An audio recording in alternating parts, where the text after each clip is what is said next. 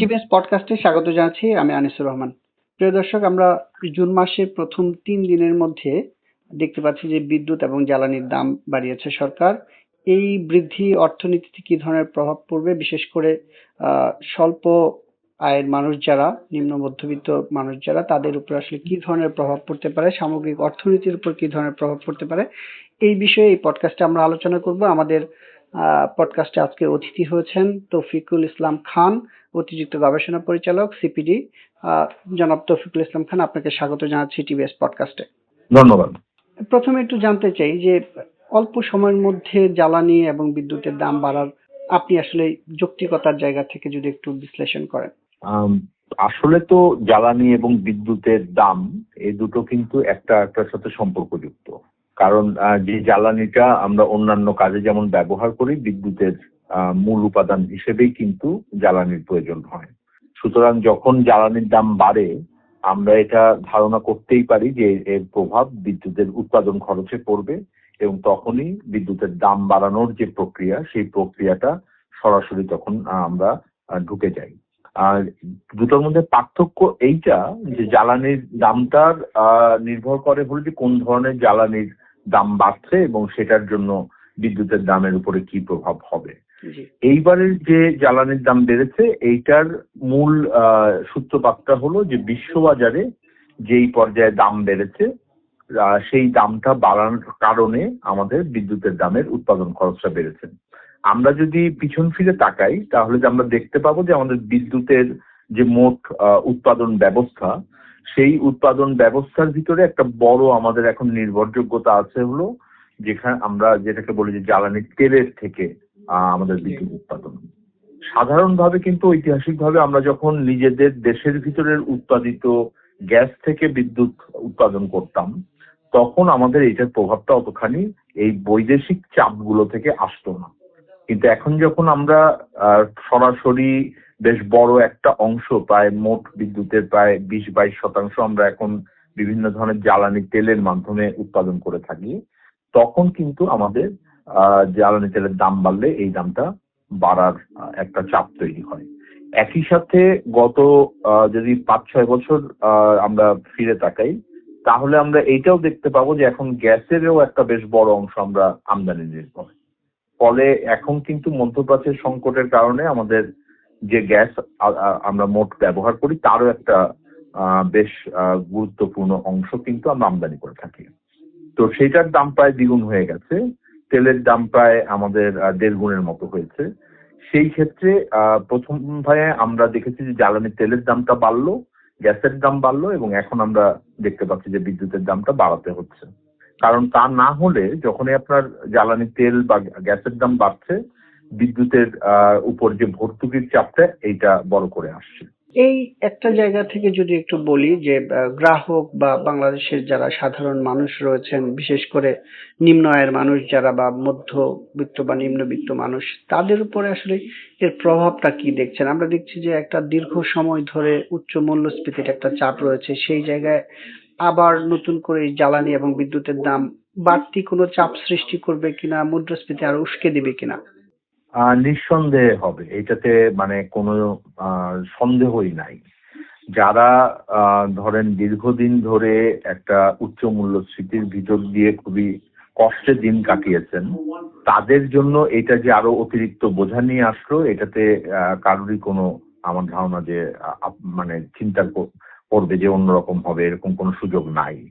ফলে সেইটার প্রেক্ষিতেও যদি আমি চিন্তা করি, আমরা সার্বিকভাবে এটার কতটুকু দাম বাড়লো সেইটাও আমাদের একটু দেখার দরকার আছে। আমাদের একটু স্মরণ করা দরকার যে গত 2 বছরে কিন্তু বিদ্যুতের দাম বাড়ানো হয় নাই।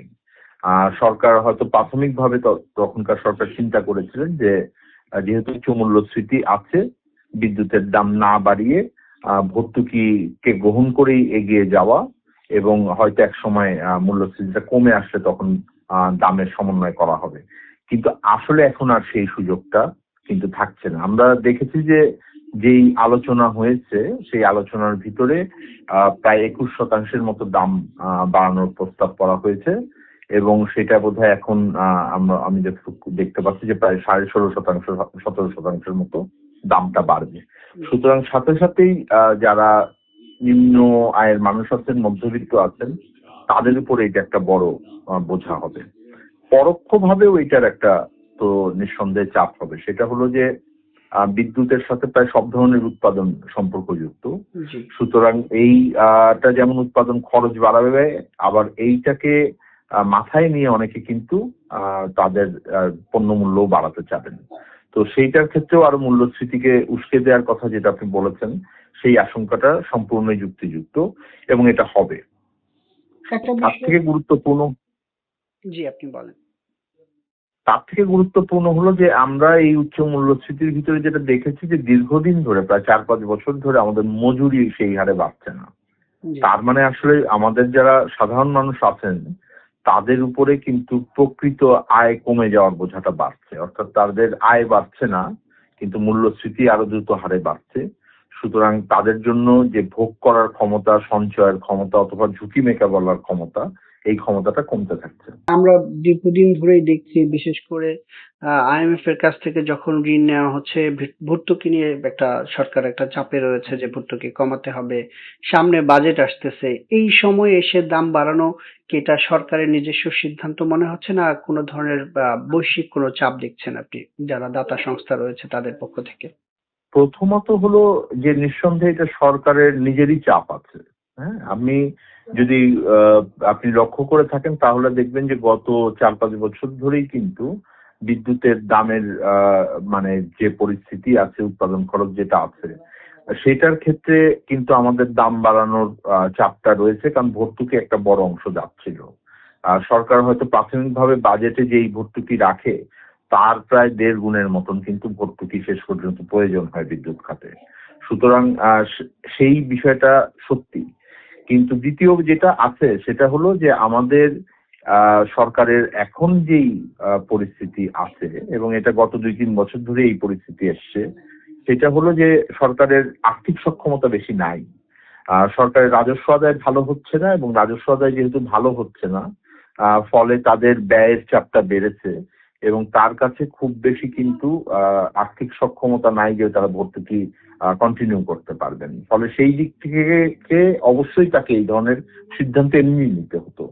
তার সাথে আমার অর্থনীতি যেহেতু চাপে আছে, আমরা IMF এর যে ঋণ নিয়েছি সেটার ক্ষেত্রেও শর্তের জন্য এই কারণে এটা এসেছে যে ভর্তুকির বোঝাটা নেওয়ার মতন ক্ষমতা আসলে সরকারের আর্থিক অবস্থার ভিতরে নাই। সুতরাং তারাও চাপ দিচ্ছেন এটাকে কমানোর জন্য। আমরা যেটা নিয়ে সবচাইতে বেশি কনসার্ন থাকি সেটা হলো এই পুরো ব্যবস্থাটা শুধুমাত্র এই সরল যে ফাইন্যান্সিয়াল হিসাব আছে সেই ফাইন্যান্সিয়াল হিসাবের ভিতরে তো আসলে আটকে নাই। আমাদের এই পুরো বিদ্যুতের যে বর্তমান পরিস্থিতি, সেই পরিস্থিতিটার সূত্রপাত হয়েছে কারণ হলো আমরা কাঠামোগতভাবে এমন একটা দুর্বল জায়গায় গিয়েছি যেখানে আমরা আমদানি নির্ভর জ্বালানিতে আমরা নির্ভরশীল হয়ে পড়েছি। আমরা বড় অংশে একটা বিদ্যুতের কিন্তু আমাদের ক্যাপাসিটি আছে যেটা আমরা ব্যবহার করি না। আমাদের প্রায় এখন বিদ্যুৎ উৎপাদনের ক্যাপাসিটি হলো 24,000 মেগাওয়াটের মতো। সেখানে আমরা সর্বোচ্চ উৎপাদন করছি 17,000-এর মতন। কিন্তু এই যে বাড়তি আমরা ব্যক্তি খাতের সাথে যে চুক্তিবদ্ধভাবে আমরা ক্যাপাসিটি চার্জ দিচ্ছি, তার কারণে কিন্তু ওভারঅল বিদ্যুতের দামটা বাড়ছে। এই যে দাম বাড়ানো হলো, এতে সরকারের উপর ভর্তুকির চাপ কতটা কমবে, সাথে সার্বিক অর্থনীতি কতটা এফেক্টেড হবে? সার্বিক অর্থনীতিতে নিঃসন্দেহে এটার তো একটা নেতিবাচক প্রভাব থাকবে। উৎপাদন খরচ বাড়বে, মানুষের কষ্ট বাড়বে। সেটার ক্ষেত্রে কতখানি এটাতে তার উৎপাদন এবং কর্মসংস্থানের পরিস্থিতির উপর চাপ বাড়বে সেটা হয়তো সামনের দিনে দেখতে হবে। যতখানি না এই বিষয়গুলো আমাদের যারা রপ্তানিকারক আছে তাদের উপরে চাপ তৈরি করবে, তার থেকে অনেক বেশি চাপ তৈরি করবে যারা দেশের ভিতরে উৎপাদন ব্যবস্থার ভিতরে আছেন। কিন্তু অনেক ক্ষেত্রেই নীতিগত জায়গায় তাদের কণ্ঠস্বর কিন্তু পৌঁছায় না বা তারা একতাবদ্ধভাবে এটাকে বলতে পারেন। আর সরকারের জন্য আর্থিক ব্যবস্থাপনার দৃষ্টিভঙ্গি থেকে দাম বাড়িয়ে হয়তো তারা কিছুটা তারা স্পেস তৈরি করতে পারবেন।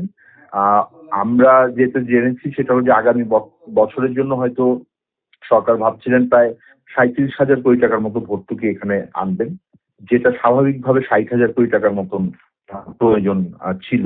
সুতরাং কতটুকু কমাবেন এই জায়গাটায় সরকারের একটা স্বচ্ছতা জবাবদিহিতার দরকার। যখন এই দাম বাড়ানোর আলোচনা হয়েছে এবং দাম বাড়ানোর ঘোষণা আসছে, তখন সরকারের পক্ষ থেকে এই বিষয়গুলোতেও একটা ক্ল্যারিফিকেশন থাকা দরকার। একটা ভালো দিক হলো যে বিদ্যুতের দাম বাড়ানোর আলোচনা এখন গণশুনানির মাধ্যমে হয়, এখানে বিভিন্ন পক্ষ এটাকে উপস্থাপন করতে পারেন। কিন্তু সরকার যখন সিদ্ধান্ত নিচ্ছেন তখন সিদ্ধান্তের ভিত্তিগুলো কি হচ্ছে, কোন ধরনের তথ্য উপাত্তগুলোকে তারা গ্রহণ করছেন, সেই বিষয়গুলো পরিষ্কার করাটা জরুরি। তৌফিক ভাই, আপনাকে অসংখ্য ধন্যবাদ টিভিএস পডকাস্টে যুক্ত হওয়ার জন্য।